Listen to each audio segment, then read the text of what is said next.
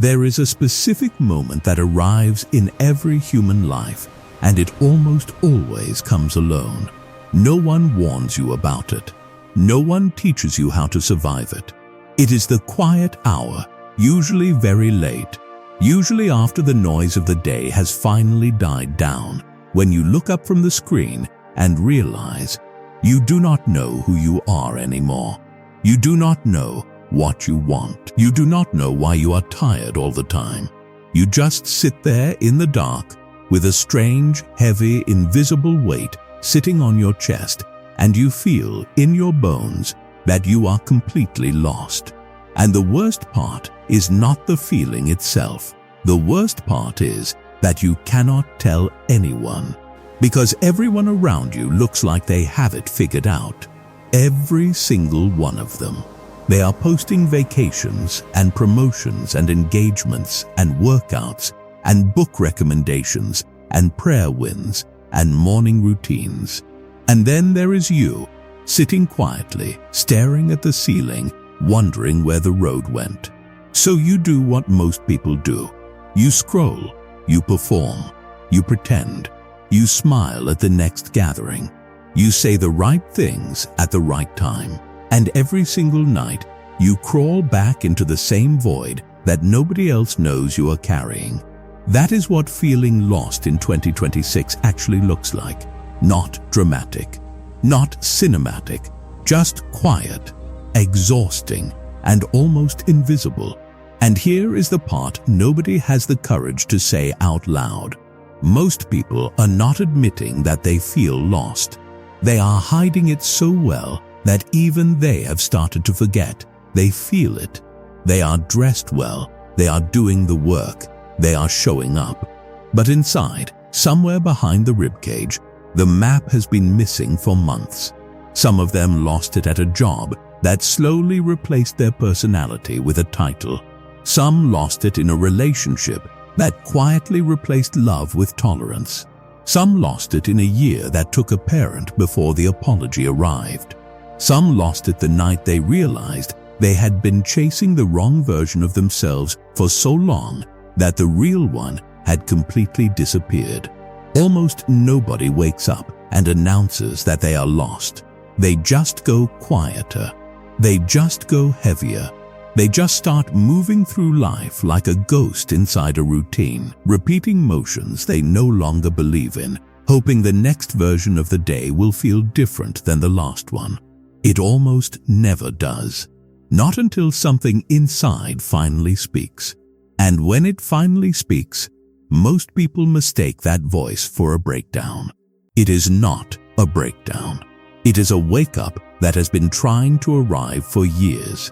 And the man who understood this exact feeling better than almost anyone in history wrote himself out of it, alone in a tent on the edge of an empire. His name was Marcus Aurelius. Marcus Aurelius was 19 years old when his adoptive father, the Emperor Antoninus Pius, died. That is a young age to carry the world. By the time he was 40, Marcus was fighting a brutal war on the frozen Danube frontier. By 45, his wife was plotting against him in letters to generals he was supposed to trust. By 50, his closest friend had betrayed him. His armies were dying of plague. His people were starving in some provinces.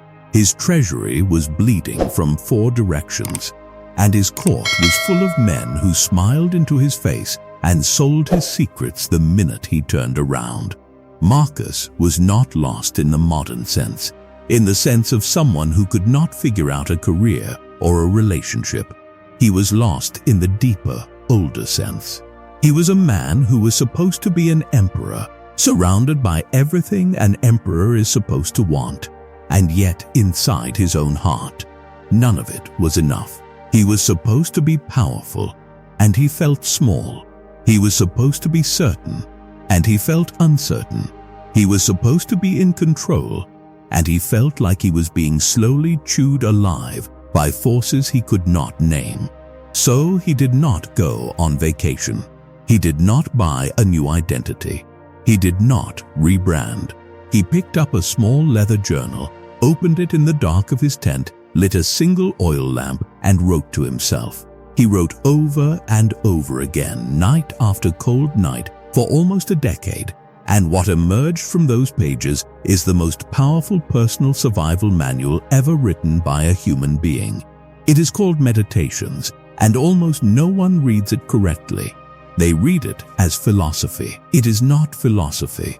It is a man who felt lost writing himself a rope out of the pit, one sentence at a time, because no one around him was strong enough to hand him one. And here is what he wrote directly into that rope. He wrote that you are a little soul carrying around a corpse.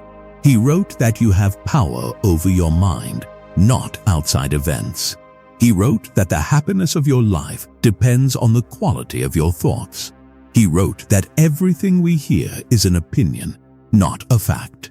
He wrote that you should never esteem anything as advantageous to you, which will make you break your word or lose your self-respect. He wrote that you are allowed to walk away from anything that no longer serves your peace.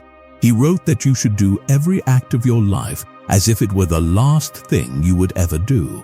He wrote that the object of life is not to be on the side of the majority, but to escape finding yourself in the ranks of the insane.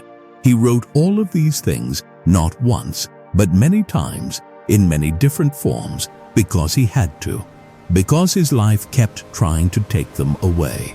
But here is the layer most people miss. Marcus was not writing these things because he felt strong when he wrote them. He was writing them because he felt the opposite. He wrote a line about discipline because his discipline was failing. He wrote a line about silence because his court was loud and cruel. He wrote a line about not needing praise because he had just been flattered and lied to. He wrote a line about accepting what cannot be controlled because he had just lost something he could not have saved anyway. Every single law inside Meditations is essentially Marcus sitting alone, in the dark, in the middle of a war he did not want to fight, looking at the man he was becoming and refusing to let that man disappear. Meditations is not a book about how to become powerful. It is a book about how to not vanish when power, comfort, certainty, and approval are all being stripped away from you at the same time. And that is exactly what feeling lost in 2026 feels like. It is the experience of having the scaffolding slowly taken down around you, one piece at a time, and quietly wondering if the person standing inside the scaffold is still real without it. And if you feel lost right now, here is the first thing Marcus would tell you. The loss you are feeling is not a sign that you failed. It is a sign that the version of yourself you were trying to live inside has finally expired.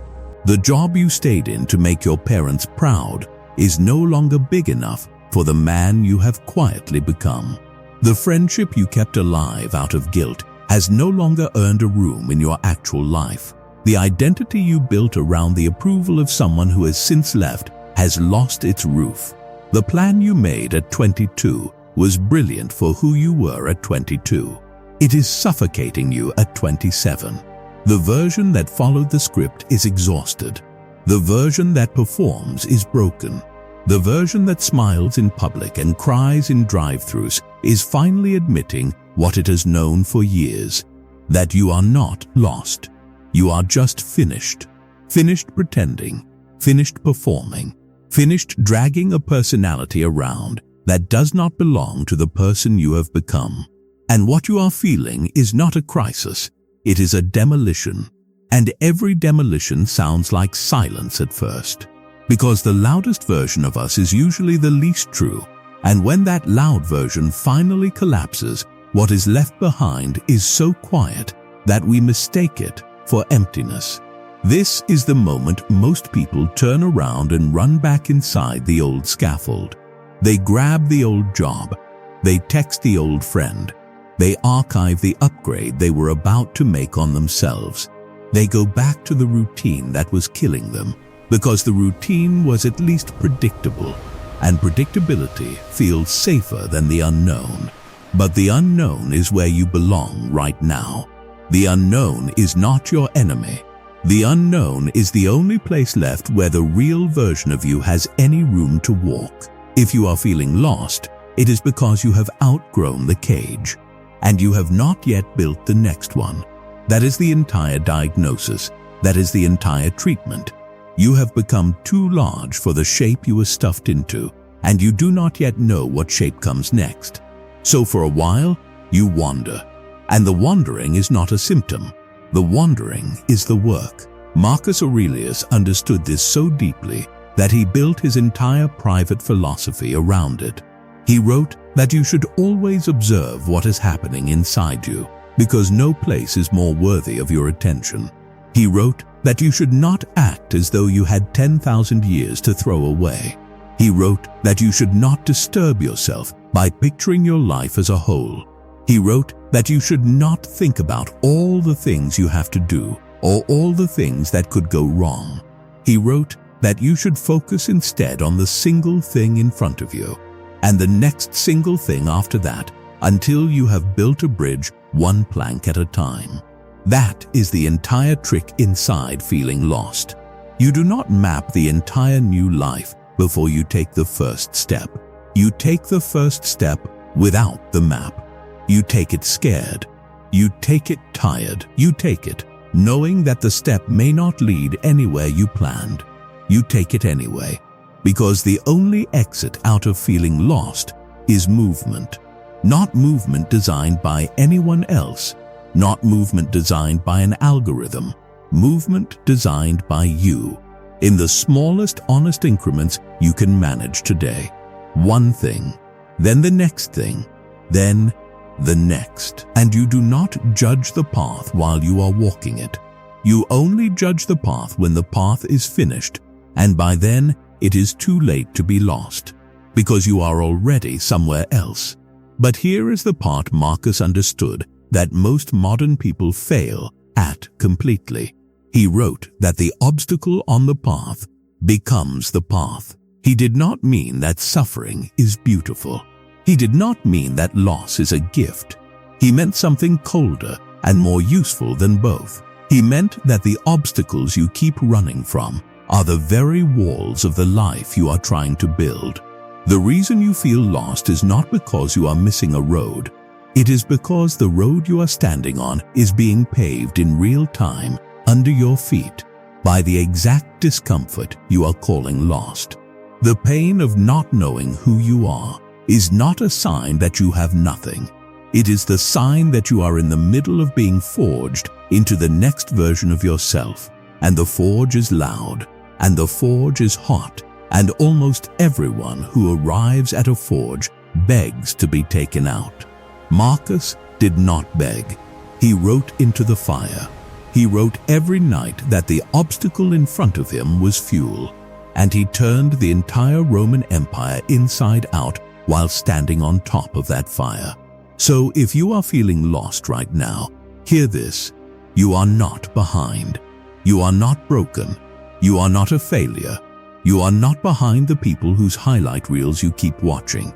You are a man or a woman in the middle of an upgrade, and the upgrade does not feel like growth. It feels like bleeding. It feels like staring at the wall.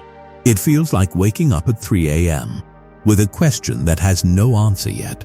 It feels like realizing that the friendships you have are mostly performances. It feels like admitting, finally, that the goals you set at 18 are not the goals you would set now. It feels like loneliness, even in a crowded room. It feels like grief over a life you built that turned out to belong to someone you are no longer. That is what getting honest feels like. And almost no one survives the honest version of themselves, because the honest version of you demands change. And change is the one thing the entire modern economy is quietly begging you not to do. Here is the brutal truth hiding inside why so many people feel lost at the same time in 2026. We were told by every screen we ever opened that we were not supposed to feel this way. We were sold an idea of happiness that was actually a personality. We were sold the idea that the perfect routine, the perfect body, the perfect partner, the perfect morning, the perfect house, the perfect Sunday, would fix the quiet, unnamed thing inside us. None of it fixed it. Some of it numbed it for a few hours. None of it cured it. Because the unnamed thing inside has nothing to do with the resume you build around it. The unnamed thing inside is the part of you that has not yet been allowed to exist. The part that does not want a bigger house. The part that does not want a louder social life. The part that does not want the next promotion. The part that wants something so simple and so terrifying that almost no one will say it out loud. The part of you that wants to be honest, just honest, about what hurts, about what you are tired of, about who you miss, about what you regret, about what you actually want, about the people you need to release, about the relationships you need to repair, about the version of yourself you have been killing for years just to keep other people comfortable. That is the unnamed thing. And when you finally say what it is, in the quiet of a Sunday morning, with no one watching, the fog begins to lift. Not because the outside changes, because the inside stops lying. And a mind that has stopped lying cannot stay lost for very long. A mind that has stopped lying starts to navigate, slowly, carefully, without the noise. And that navigation is what Marcus Aurelius was really engineering inside Meditations. He was not building a philosophy. He was building a navigation system for a man under siege. And the siege was not external. The siege was internal. The siege was the war between the man he was pretending to be and the man he actually was. Marcus won that war, not by becoming harder, not by becoming colder. He won it by becoming more honest. He won it by admitting on every page that he was struggling, that he was uncertain, that he was lonely, that he was afraid, and by refusing to let any of those admissions make him behave with less dignity. That is the mark of a mind that is coming home. Not loud, not arrogant, just honest enough to keep walking, even without the map, even without the applause, even without knowing yet what the destination looks like. So here is what to do with this feeling of being lost. First, stop calling it lost. Call it what it actually is. Call it mature. Call it outgrown. Call it honest. Call it the beginning of the life you were too busy performing to design. Second, stop searching for the answer on someone else's timeline. Nobody else's journey applies to yours. Their 40s are not your 20s. Their healing is not your healing. Their schedule is not your signal. Third, do one small thing today that the version of you that you are leaving behind would never do. Make your bed. Read one page. Sit in silence for 10 minutes. Take one walk without your phone. Reach out to one person you have been avoiding. Delete one thing that has been quietly eroding your peace. Just one thing. Then another one tomorrow. Marcus did not rebuild Rome in a single night. He rebuilt his own mind one journal page at a time, in a language nobody else would ever read, until the man who emerged on the other side of the writing could face anything without flinching. And you can do the same thing. Not all at once. Not loudly. Not with a launch and a countdown. Just one honest step. Then the next one. Then the next one. And here is the closing truth about feeling lost in 2026 that the algorithm will never teach you. You are not supposed to know what is next. You are supposed to be willing to walk toward it before you know what it looks like. You are supposed to be the kind of person who moves anyway, who reads anyway, who repairs anyway, who forgives anyway, who builds anyway, who chooses discipline on the days when motivation does not show up, who chooses silence on the days when the noise is unbearable, who chooses honesty on the days when lying would be easier, Who chooses the slow, unglamorous, unsexy, no audience work of becoming the person that the next version of you can actually live inside? That is not lost. That is foundation. Marcus Aurelius spent his entire life writing himself a foundation inside the dark. And by the time he was done, the empire was still standing, and so was he. And if a man who was supposed to be holding the entire world together could feel lost, could write himself through it, and could come out the other side unbroken, then so can you. The map is not missing. The map is being drawn tonight by the small, honest choices you make in the quiet nobody else can see. So make them tomorrow.